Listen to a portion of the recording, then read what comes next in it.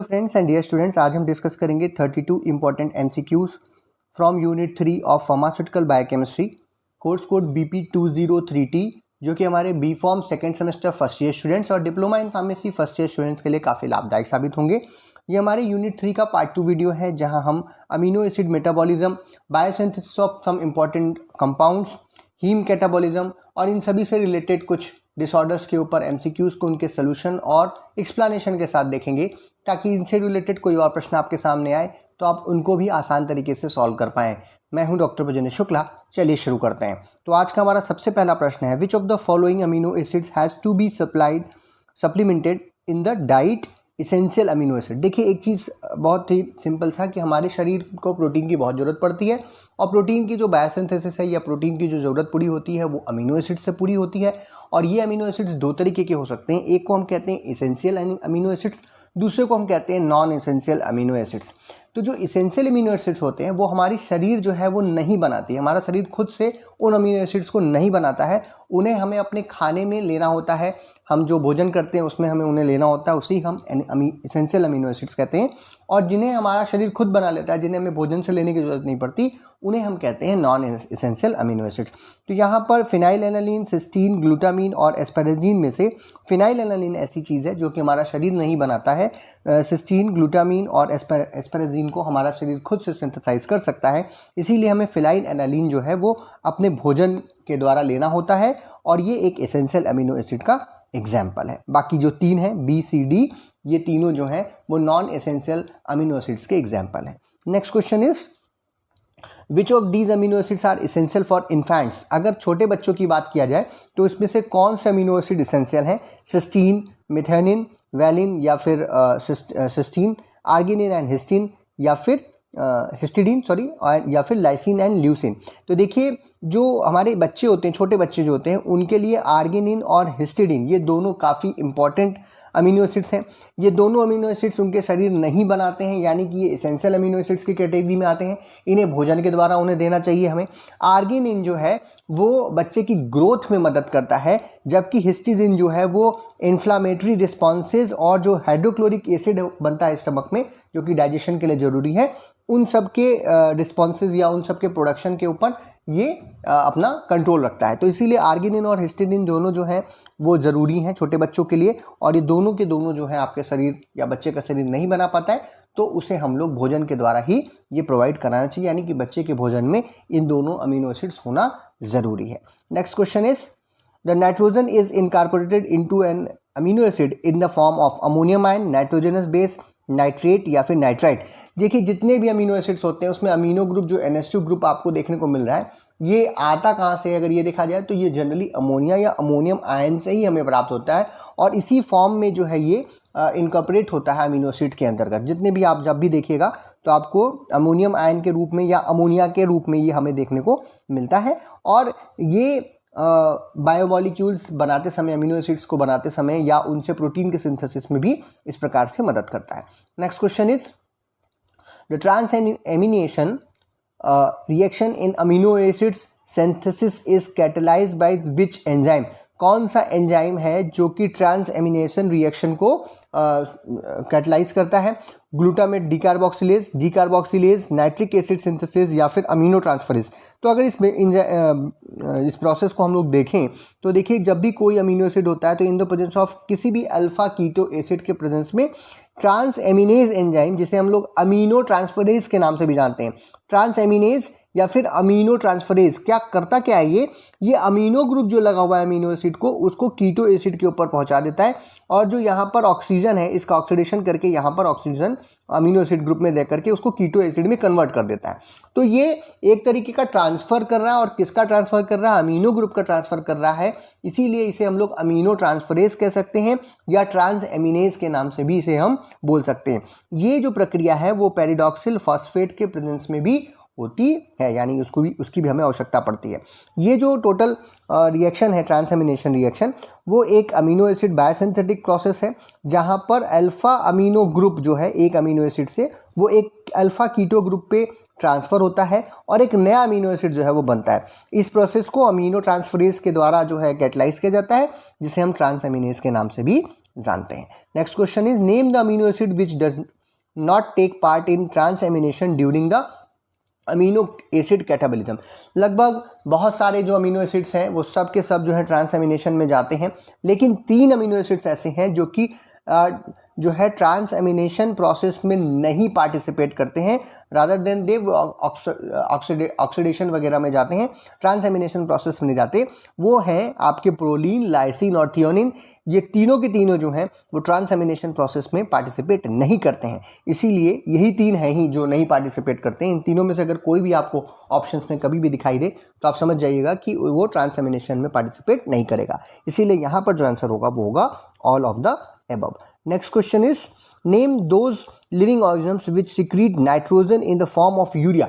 देखिए, हम सभी लोगों के शरीर में प्रोटीन है, अमीनो एसिड है, चाहे वो जो भी एनिमल्स हों, कोई भी एनिमल्स हैं पूरी दुनिया में, उन सब का जो नाइट्रोजन है उसको एक्सक्रीज करने के 3 ही तरीके हैं। एक तो अमोनिया बना करके वो अमोनिया के फॉर्म में एक्सक्रीट करेंगे, दूसरा यूरिया के फॉर्म में, और तीसरा यूरिक एसिड के फॉर्म में। तो जितने भी एनिमल्स हैं, जितने भी प्राणी हैं जो कि यूरिया को as a form of nitrogen निकालने हैं, मतलब नाइट्रोजन को निकालने का तरीका वो यूरिया के द्वारा करते हैं, उनको हम कहते हैं यूरियोटेलिक। ठीक है, और जो यूरियोटेलिक होते हैं उनके अंतर्गत सभी मैमल्स आते हैं, जैसे हम लोग ह्यूमंस जो हैं, हम सभी जो नाइट्रोजन अपने शरीर से हम बाहर निकालते हैं वो यूरिया के फॉर्म में निकालते हैं। इसके अलावा अमीनोटेलिक वो ऑर्गेनिजम्स होते हैं जो कि नाइट्रोजन को अमोनिया के फॉर्म में निकालते हैं, जैसे कि कुछ बर्ड्स, कुछ एम्फीबियंस, रेप्टाइल्स, ETC जो होते हैं वो अमोनिया के फॉर्म में निकालते हैं, उसे हम लोग अमीनोटेलिक के नाम से जानते हैं। यूरिकोटेलिक वो एनिमल्स होते हैं जो कि यूरिक एसिड के फॉर्म में अमोनिया को अपने शरीर से बाहर निकालते हैं और या उसका एक्सक्रीशन करते हैं, और इनके एग्जांपल्स होते हैं कुछ छोटे मोटे हमारे इंसेक्ट्स यानी कीट पतंगे, लीजर्ड्स जो कि छिपकलियाँ होती हैं, और स्नैक्स वगैरह, इस तरीके के रेप्टाइल जो जानवर होते हैं वो सब जो है वो कई बार यूरिक एसिड के फॉर्म में अमोनिया को बाहर निकालते हैं, तो उसे हम लोग यूरिकोटेलिक के नाम से जानते हैं।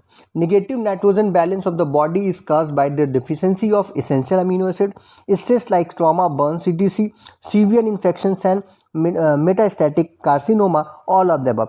जब हमारे शरीर में प्रोटीन्स की एक तरीके से आप कह सकते हैं कमी हो रही है, चाहे वो आप खाने में ना ले, deficiency of essential amino acids यानी कि आप अपने भोजन में एसेंशियल अमीनो एसिड्स नहीं ले रहे हैं, किसी प्रकार का कोई स्ट्रेस है, कोई ट्रॉमा है, कोई बर्न इत्यादि से आप झेल रही है आपकी शरीर, या फिर कोई प्रकार का सीरियस इन्फेक्शन या मेटास्टैटिक कार्सिनोमा है, इन सभी कंडीशंस में प्रोटीन की कमी हो रही है या उसका यूजअप ज़्यादा हो रहा है, जिसकी वजह से नाइट्रोजन जो बैलेंस है हमारे शरीर में वो निगेटिव हो जा रहा है, यानी कि कमी हो रही है उसकी।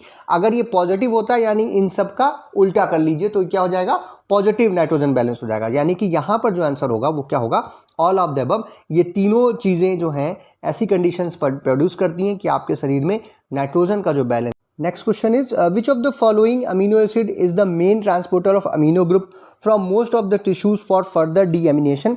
फर्दर डीएमिनेशन में जब हमारी रिएक्शंस हो रही हैं अमीनो एसिड्स की, तो एक ट्रांसपोर्टर है जो कि एक सभी प्रकार के अमीनो एसिड्स को डीएमिनेशन में ले जाता है, वो कहलाता है ग्लूटामीन या फिर एस्पेरेजिन, ग्लूटामेट या एस्पार्टेट। तो आप जितनी भी इन तरीके की रिएक्शंस देखेंगे उन सभी जगहों पे जनरली आपको ग्लूटामेट जो है वो दिखाई देगा एज अ ट्रांसपोर्टर, इसीलिए यहाँ पर जो आंसर होगा वो क्या होगा, सी, दैट इज ग्लूटामेट।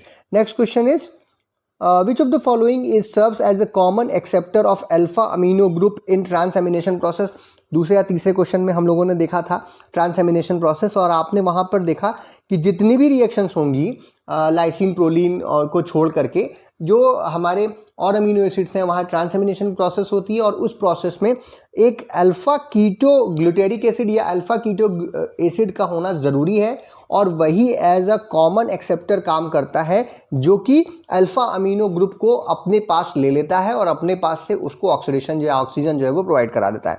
तो इसीलिए यहाँ पर जो आंसर होगा क्या होगा, अल्फा कीटो ग्लूटेरिक एसिड, क्योंकि ये अगर नहीं होगा तो ट्रांसएमिनेशन प्रोसेस जो है वो नहीं होगी। Next question is which of the following is को एंजाइम ऑफ ट्रांसएमिनेशन। वहीं पर हम लोगों ने देखा था कि जो ट्रांसएमिनेशन प्रोसेस है वहाँ पर हम एक को एंजाइम भी यूज़ करते हैं, एंड दैट को एंजाइम इज पेरिडॉक्सल फॉस्फेट। पेरिडॉक्सल फॉस्फेट के रहने पर ही ये रिएक्शन कंप्लीट होती है। तो जो हमारा बी ऑप्शन है आपके सामने, एक तो पेंथाथेलिक एसिड है, पेरिडॉक्सल फॉस्फेट है, विटामिन B12 है और ग्लूटाथायोन है, तो इसमें से केवल जो बी है हमारा पेरिडॉक्सल फॉस्फेट वही एज अ कोएंजाइम काम करता है in the process of transamination, इसीलिए B will be the right answer. Next question is deamination of amino acids mainly occurs in the muscle, kidney, liver या both B and C, मतलब kidney और levers में। तो जो deamination process है वो muscles में नहीं होती जनरली, वो किडनी और लीवर में जो है बहुतायत में होती है, या वहीं पर ये प्रक्रिया परफॉर्म की जाती है। इसीलिए ये तो सिंपल सा क्वेश्चन है, लेकिन काफ़ी ट्रिकी क्वेश्चन है, बहुत बार पूछा जाता है तो हम लोग कंफ्यूज हो जाते हैं। तो अगर आपके ऑप्शंस में किडनी या लीवर में से कोई एक ही है तो आप वही को राइट आंसर मान लीजिएगा। दोनों है तो मतलब दोनों जो है will be the right answer, जैसे कि यहाँ पर डी में बी एंड सी बोथ कह रहा है, यानी किडनी और लीवर दोनों की बात कर रहा है, तो D will be the right answer. Next question is which of the following deaminating enzyme is allostatically regulated by the activators GDP and ADP and inhibitors GTP and ADP, यानी अगर GTP और ATP होगा तो वो inhibit करेगा, GDP और ADP होगा यानी एडेनोसिन डाइफॉस्फेट होगा तो वो क्या करेगा, उसको एक्टिवेट करेगा। Requires NAD for the forward reaction, सीधे चलानी है रिएक्शन को तो NAD चाहिए, और पीछे side back reverse side reaction को चलानी है तो NADPH जो है अगर उपलब्ध होगा तो वो बैक साइड चलेगा। कौन है इसमें से, L amino oxidase, serine dehydrogenase, glutamate dehydrogenase या फिर डी सल्फेटरेज। देखिए जो ग्लूटामेट डिहाइड्रोजिनेज होता है वो एक डीएमिनेशन एंजाइम है जो कि डीएमिनेशन की प्रक्रिया को कॉज करता है। पहली चीज़, इस पर भी प्रश्न पूछते हैं, ये रेगुलेट किया जाता है ATP ADP और GDP और GTP से। GTP या ATP अगर होते हैं तो वो उसको इनहिबिट करते हैं, GDP या ADP होते हैं तो वो उसको एक्टिवेट करते हैं। NAD जो है वो फॉरवर्ड रिएक्शन कराता है, NADPH जो है रिवर्स रिएक्शन कराता है। इस पर्टिकुलर क्वेश्चन में से जो ग्लूटामेट डिहाइड्रोजिनेज है उसके ऊपर 3-4 प्रश्न बन सकते हैं आपके, यानी कि ये एक प्रश्न जो है वो 4-5 प्रश्नों का उत्तर आपको दे रहा है, तो इसीलिए यहाँ पर तो आंसर जो है वो सी हो जाएगा। लेकिन याद रखिएगा, एक तो ये डीएमिनेटिंग एंजाइम कौन से होते हैं ये पूछा जा सकता है, तो आप उसमें ग्लूटामेट डिहाइड्रोजिनेज ले सकते हैं। एक्टिवेटर्स पूछा जा सकता है, इनहिबिटर्स पूछा जा सकता है, फॉरवर्ड रिएक्शन किसके द्वारा होती है, रिवर्स रिएक्शन किसके द्वारा होती है, ये सब में आपका सामने लिखा हुआ है, इसको आपने पढ़ लिया तो मे बी इससे रिलेटेड क्वेश्चन आपको मिल सकते हैं।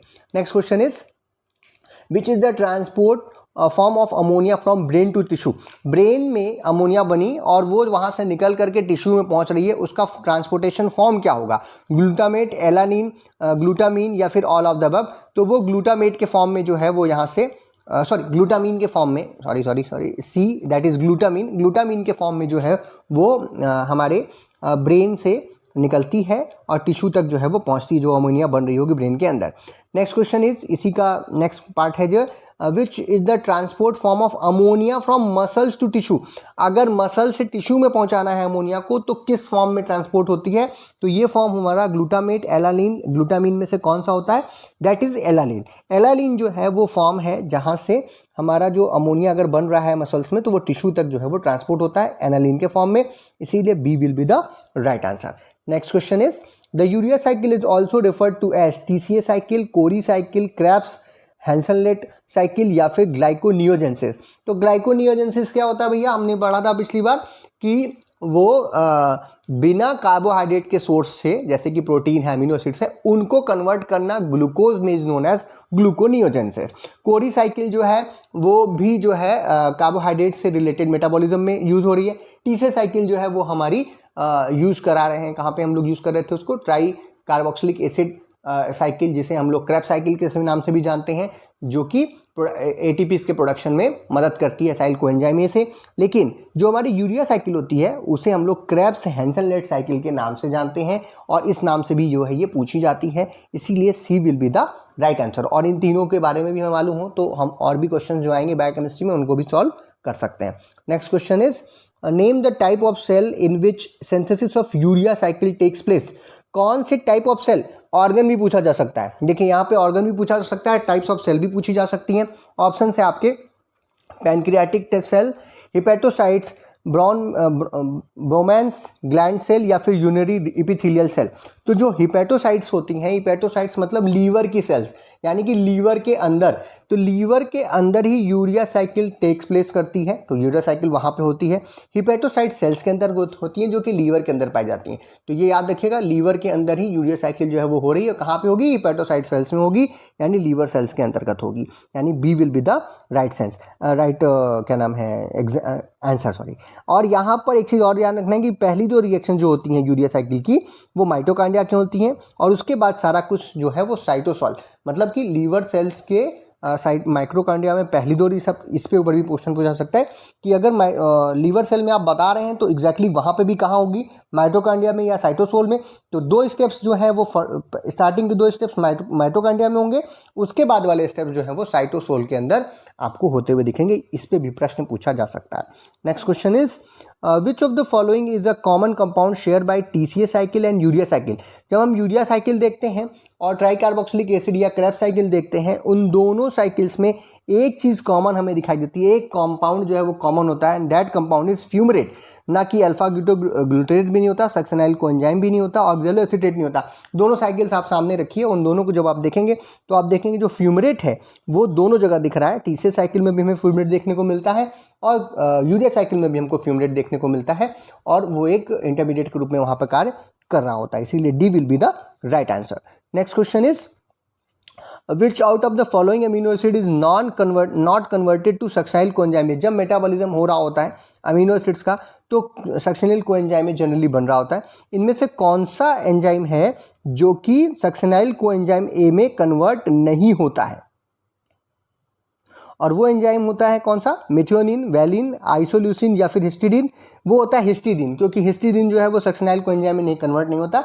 और हिस्टामाइन जो हमारे शरीर में काफ़ी अच्छा एक आप कह सकते हैं न्यूरोट्रांसमीटर्स के रूप में सिग्नल के रूप में कार्य कर रहा होता है, वो हिस्टिडीन जो है वो हिस्टामिन बनाने के काम आता है। ये भी एक अच्छा क्वेश्चन बन सकता है। तो यहाँ पर जो आंसर होगा वो होगा D, that is histidine. Histidine जो है वो सक्सेनाइल कोएंजाइम ए में नहीं कन्वर्ट होता, जबकि मेथियोनिन, वैलिन और आइसोल्यूसिन जो है वो सक्सेनाइल कोएंजाइम ए में मेटाबोलाइज्ड होता है।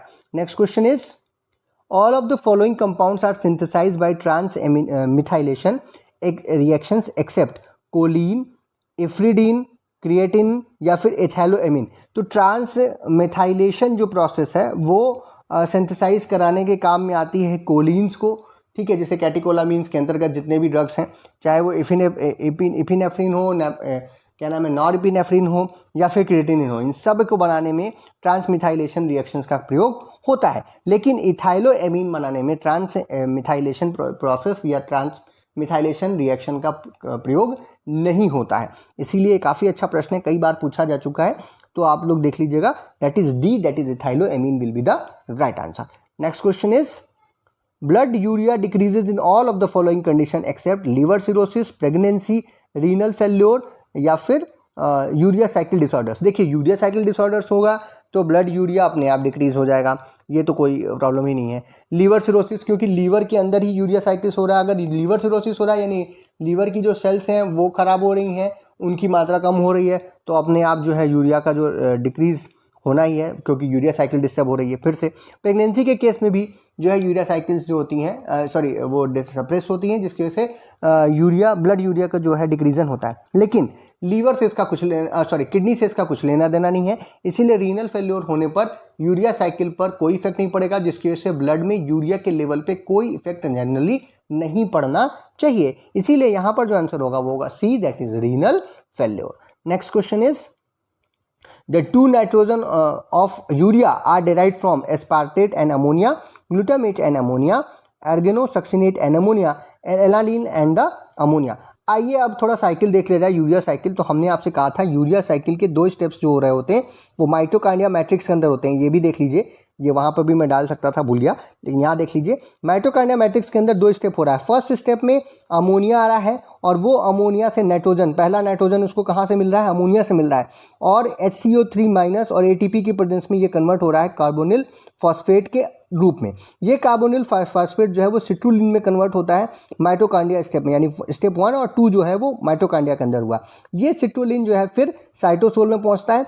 साइटोसोल में एस्पार्टेट जो आता है, एस्पार्टेट दूसरा नाइट्रोजन जो है इसको प्रोवाइड कराता है हमारे यूरिया बनने की प्रक्रिया में, पहला नाइट्रोजन कहाँ से आया, अमोनिया से। दूसरा नाइट्रोजन कहाँ से आया, एस्पार्टेट से, जो कि सिट्रुलिन के साथ जुड़ करके फिर आर्गेनोसक्सिनेट के फॉर्म में कन्वर्ट होता है।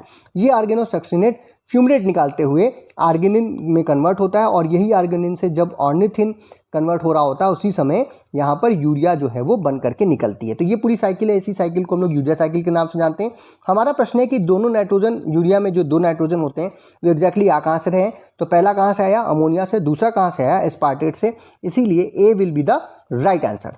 ठीक है भैया, ए क्या हो जाएगा यहाँ पे, राइट आंसर हो जाएगा। इसके साथ ही साथ इसमें और भी सारे प्रश्न बन सकते हैं, जैसे कि ये पहले स्टेप में कौन सा एंजाइम यूज हो रहा है, तो आपके सामने कार्बोमाइल फॉस्फेट सिंथेसिस यूज होता है। यहाँ पर देखिए ऑर्निथिन ट्रांस कार्बोक्सीमाइलेज यहाँ पर यूज हो रहा है। सिट्रुलिन फॉर्मेशन यहाँ पे हो रहा है। यहाँ पर देखिए एर्गिनोसक्सिनेट सिंथेसिस एंजाइम यहाँ पे यूज होता है स्टेप नंबर 3 में। इसी तरीके से आर्गिनिन सक्सिनेज जो है वो स्टेप नंबर 4 में, और 5 जो है आर्गिनेज जो है वो कहाँ पे यूज़ हो रहा है, स्टेप नंबर 5 में। तो ये हर स्टेप में कौन सा एंजाइम यूज़ हो रहा है ये भी जो है प्रश्न पूछा जा सकता है। तो किसी भी साइकिल को आप जब भी पढ़िए तो उसमें देख लीजिए कि कौन कौन सा यहाँ पर एंजाइम यूज हो रहा है, इस पर प्रश्न पूछा जाता है। फ्यूमरेट कब निकलता है ये भी एक प्रश्न बन सकता है यहाँ पर। तो आर्गिनोसक्सिनेट से जब आर्गिनिन कन्वर्ट हो रहा होता है उसी समय फ्यूमरेट निकलता है, ये भी एक अच्छा प्रश्न जो है बनता है। एक और है कि यूरिया साइकिल में यूरिया किस स्टेप से निकलती है, तो लास्ट स्टेप में जब आर्गिनिन जो है वो ऑर्निथिन में कन्वर्ट हो रहा है उसी समय जो है यूरिया बाहर निकलती है। तो ये इस पूरे साइकिल से इतने सारे प्रश्न, तो सिंपल प्रश्न हैं जो कि सामने आपके पूछे जा सकते हैं। Next question is dopamine is synthesize from which of the following amino acids. अब मैंने यहाँ पे एक प्रश्न से हम लोग कई सारे प्रश्नों का आंसर कर सकते हैं, टायरोसिन, ट्रिप्टोफान, हिस्टिडीन या फिर मिथियोनिन। तो देखिए जो फिनाइल एनालिन है वो कन्वर्ट होती है टायरोसिन में, और टायरोसिन से जो है उसके बाद फिर ये पूरी प्रक्रिया होती है। जब आप सेकेंड ईयर थर्ड ईयर में होंगे तो आपको दोबारा से ये प्रक्रिया पढ़नी होगी। In the case of pharmacology and medicinal chemistry में भी आप इसको पढ़ेंगे। तो टायरोसिन हाइड्रोक्सिलेज की प्रेजेंस में जो एल टायरोसिन है वो कन्वर्ट होता है लीवोडोपा में। लीवोडोपा जो है वो L aromatic amino acid D carboxylase, यानी कि यहाँ पे से CO2 ग्रुप को बाहर निकालेंगे पेरिडॉक्सल फॉस्फेट की प्रेजेंस में, ये कन्वर्ट होता है डोपामीन में। डोपामीन जो है वो पहला आप कह सकते हैं न्यूरोट्रांसमीटर है इस केस में, और इसके बाद फिर डोपामीन बीटा हाइड्रोक्सिलेज की प्रेजेंस में ये कन्वर्ट होता है, यहाँ पे OH ग्रुप जुड़ेगा, एक हाइड्रोजन हटेगा, OH ग्रुप जुड़ेगा, और ये किस में कन्वर्ट होता है, नॉर एड्रेनालिन में। नॉर एड्रेनालिन को हम लोग नॉरएपिनेफ्रिन के नाम से भी जानते हैं, दोनों सेम चीज़ें हैं। इसके बाद फिर फिनाइल इथाइलोएमीन एंड मिथाइल ट्रांसफरेज की प्रेजेंस में नॉर एड्रेनालिन जो है वो एड्रेनालिन में कन्वर्ट हो जाती है, और नॉर एड्रेनालिन और एड्रेनालिन जो है, एड्रेनालिन को हम लोग इपिनेफ्रिन के नाम से भी जानते हैं। ये दोनों बहुत ही अच्छे, आप कह सकते हैं बहुत ही ज़्यादा यूज़फुल न्यूरोट्रांसमीटर्स के रूप में हमारे शरीर में यूज़ करते हैं।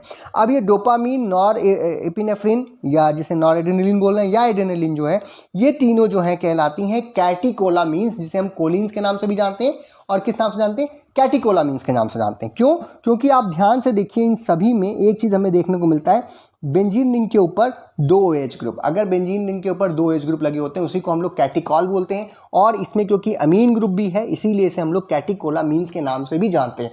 ये कैटिकोलामीन्स जो हैं वो काफ़ी इंपॉर्टेंट न्यूरोट्रांसमीटर्स का हमारे शरीर के अंदर कार्य करते हैं, यानी बहुत कुछ जो हम कर रहे होते हैं वो यही लोग करवाते हैं। और इसकी सिंथेसिस कहाँ से होती है, टायरोसिन से। अब इसमें जो आपके एंजाइम्स यूज हो रहे हैं इन पे प्रश्न पूछा जा सकता है, इनके काम पे प्रश्न पूछा जा सकता है, इनके स्ट्रक्चर पे प्रश्न पूछा जा सकता है। ये सब का सब जो है इस क्वेश्चन नंबर 22 में आपने एक साथ जो है वो देख लिया, और इसीलिए यहाँ पर जो आंसर होगा वो क्या होगा, टायरोसिन होगा। तो इसको याद रखिएगा, इस पर्टिकुलर प्रश्न से कई सारे प्रश्न जो है वो बन सकते हैं। नेक्स्ट क्वेश्चन इज, इसी से रिलेटेड एक प्रश्न है, इसके एक स्टेप ऊपर का, कि जो हाइड्रोक्सिलेशन होता है फिनाइलएलानिन का to tyrosine requires all except glutathione, tetrahydro biopterin, molecular oxygen या फिर NADPH। तो देखिए जो टायरोसिन है वो सीधे नहीं यूज हो रहा, वो फिनाइल एलिडीन जो कि हमने कहा था डाइट में हमको लेना होता है, इसेंशियल अमीनो एसिड है, वो जा करके टायरोसिन में कन्वर्ट होता है।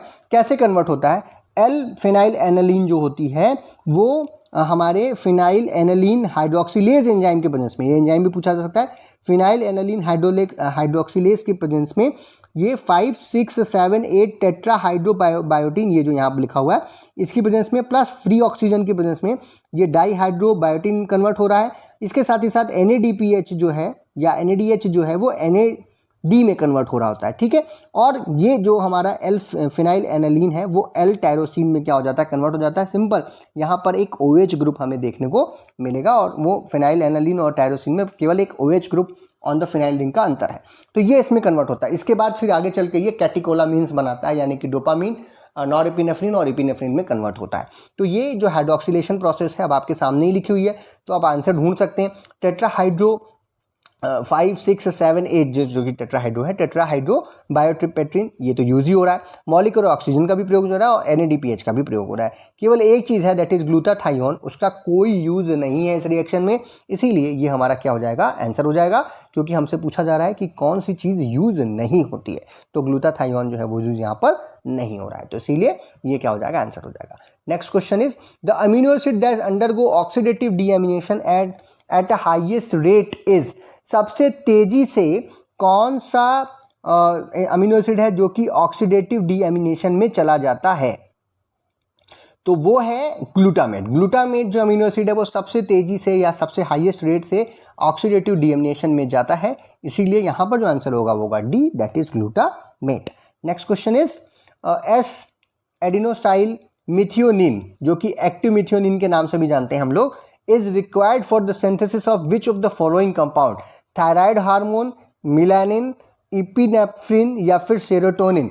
तो अभी जो हम लोग रिएक्शन देख रहे थे जहां में हमने देखा कि नॉर इपिनेफ्रिन, जिसे हम लोग नॉर एड्रेनलिन के नाम से भी जानते हैं, वो जब इपिनेफ्रिन या एड्रेनलिन, जिसे एड्रेनलिन बोल सकते हैं, उसमें कन्वर्ट होता है, उस समय हमें एस एडेनोसाइल मिथियोनिन, जिसे एक्टिव मिथियोनिन कह रहे हैं, उसकी आवश्यकता पड़ती है। और ये आपने रिएक्शन अभी अभी हम लोगों ने देखी थी, बिल्कुल वही है।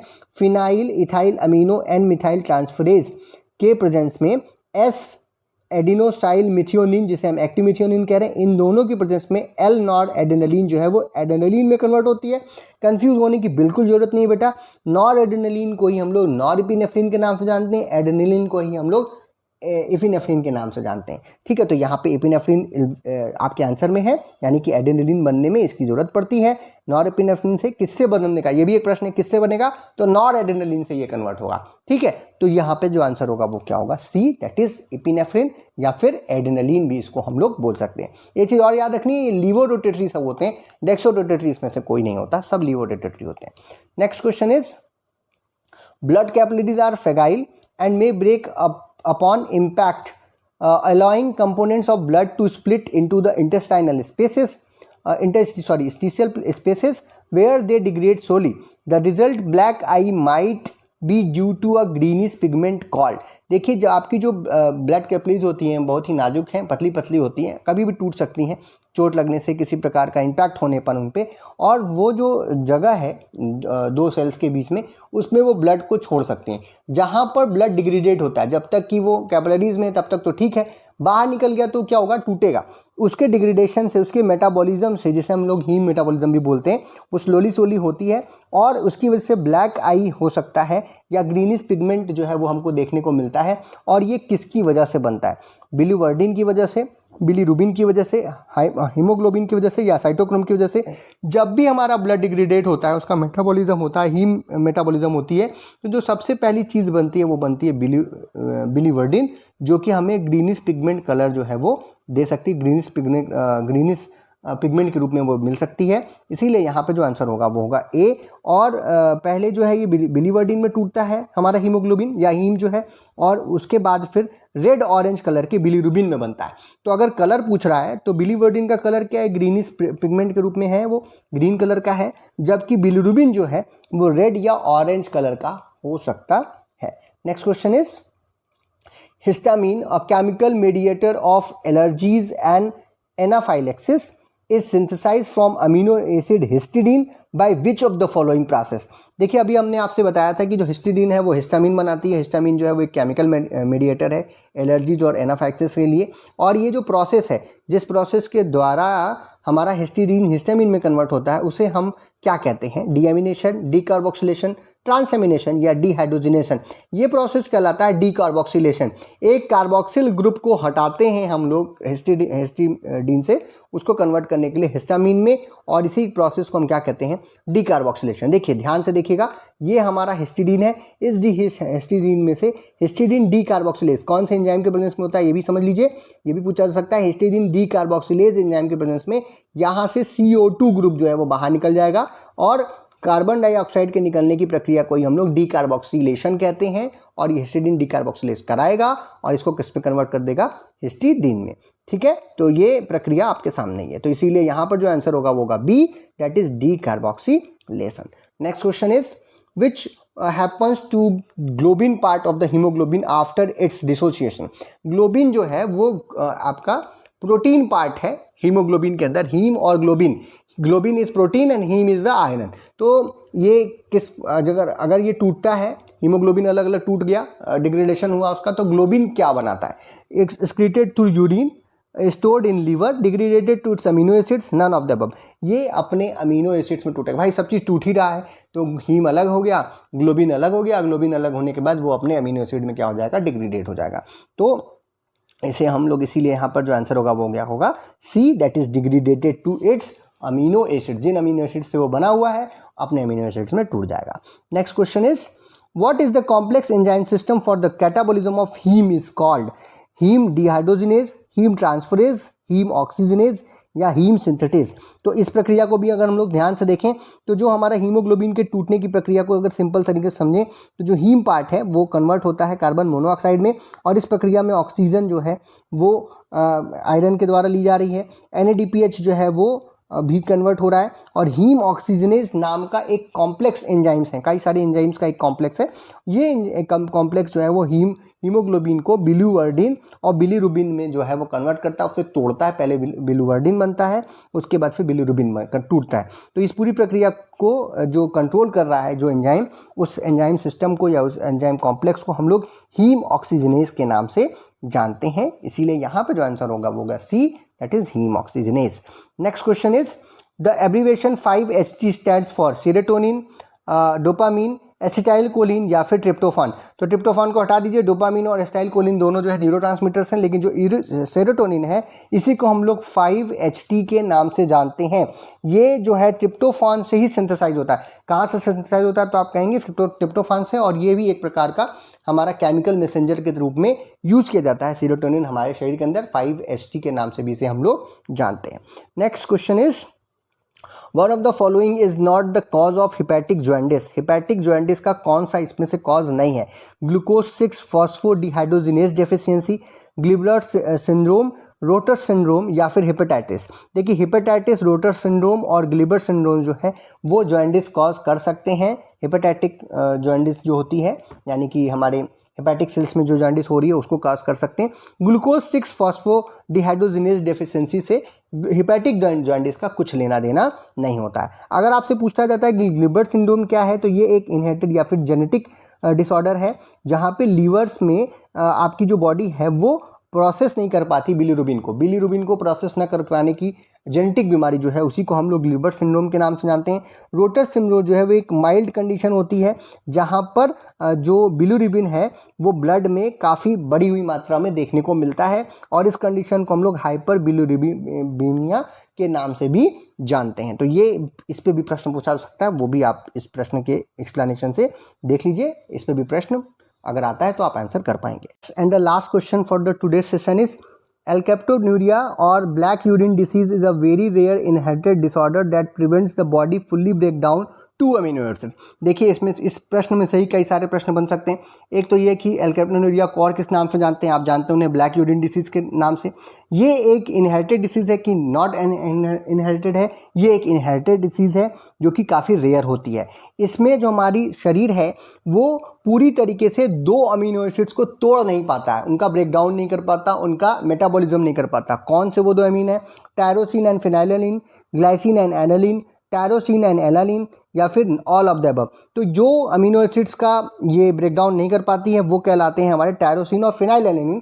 इनका ब्रेकडाउन ना होने की वजह से जो टायरोसिन और फिनाइलएलानिन अगर नहीं टूटेंगे, ब्रेकडाउन उनका नहीं होगा, तो वो जो है अबनॉर्मलिटीज आपके शरीर में कॉज करेंगे, और इस प्रक्रिया को हम लोग एल्केप्टोन्यूरिया के नाम से जानते हैं या फिर ब्लैक यूरिन डिसीज़ के नाम से जानते हैं। तो ये हमारे 32 क्वेश्चंस थे। इनके एक्सप्लेनेशन से रिलेटेड अगर आप देखिए तो इन 32 क्वेश्चन से करीब 70-80 क्वेश्चन बन सकते हैं जो कि आपको पेपर में मिल सकते हैं। तो मैं बार बार कहता हूँ कि यही क्वेश्चन पेपर में नहीं आएंगे, इनका एक्सप्लेनेशन, इनके आंसर को, इनके जो ऑप्शंस हैं उन ऑप्शंस पर हम ध्यान रखें, उनको भी समझने की कोशिश करें, तो फिर हम ज़्यादा से ज़्यादा प्रश्नों को सॉल्व कर सकते हैं। ये मेरा कहना है। इसी के हिसाब से आप तैयारी करिए, स्मार्ट वर्क करिए, ज़्यादा हार्ड वर्क करने की ज़रूरत इस समय नहीं है। एक चीज़ और, हार्ड वर्क का तो कोई सब्स्टिट्यूट नहीं, लेकिन स्मार्ट वर्क भी बहुत ज़रूरी है कि हम कितना स्मार्टली जो है हार्ड वर्क कर रहे हैं, तो हमें ज़्यादा जो है वो रिजल्ट जो है वो मिलेंगे। तो ये अगर आपको ये पसंद आए हों, ये वीडियोज़, ये क्वेश्चन समझ में आए हों, तो आप इस वीडियो को लाइक कीजिए, अपने फ्रेंड्स में शेयर कीजिए, चैनल पर नया हो तो चैनल को सब्सक्राइब कीजिए। इसका PDF लिंक जल्द ही हम उपलब्ध करा देंगे, जहां से आप उसको डाउनलोड कर सकते हैं फ्रीली। अगर आपके कोई प्रश्न है तो आप कमेंट बॉक्स में लिख सकते हैं, हम उनका आंसर करने की कोशिश करेंगे। वीडियो को देखने के लिए बहुत बहुत धन्यवाद।